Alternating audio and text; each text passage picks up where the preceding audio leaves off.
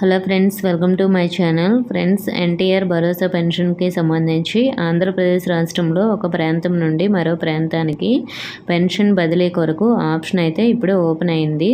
Pension బదిలీకి అవసరమయ్యే పెన్షన్దారులు ప్రస్తుతం మీరు పెన్షన్ తీసుకున్నటువంటి సచివాలయంలో దరఖాస్తు చేసుకున్నట్లయితే పెన్షన్ ట్రాన్స్ఫర్ అయ్యే ఛాన్స్ అయితే ఉంటుంది.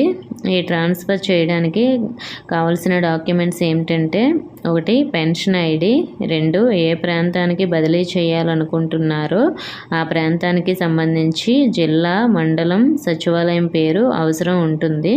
సో ఇవి డాక్యుమెంట్స్ మీ దగ్గర అంటే పెన్షన్ ఐడి, అలాగే ఎక్కడికి ట్రాన్స్ఫర్ అవ్వాలనుకుంటున్నారో వాటి యొక్క జిల్లా, మండలం, సచివాలయం పేరు మీ దగ్గర ఉంటే మీరు పెన్షన్ అనేది ఆ సచివాలయం నుంచి వేరే సచివాలయంకి ట్రాన్స్ఫర్ పెట్టుకోవడానికి అవుతుంది. ఓకే ఫ్రెండ్స్, మీకు ఇంకా ఏమైనా డౌట్స్ ఉంటే కామెంట్ చేయండి. ఇన్ఫర్మేషన్ నచ్చితే వీడియోని లైక్ చేసి మీ ఫ్రెండ్స్కి షేర్ చేయండి. మన ఛానల్ కొత్తగా చూస్తున్న వారు సబ్స్క్రైబ్ చేసుకోండి. Thank you for watching.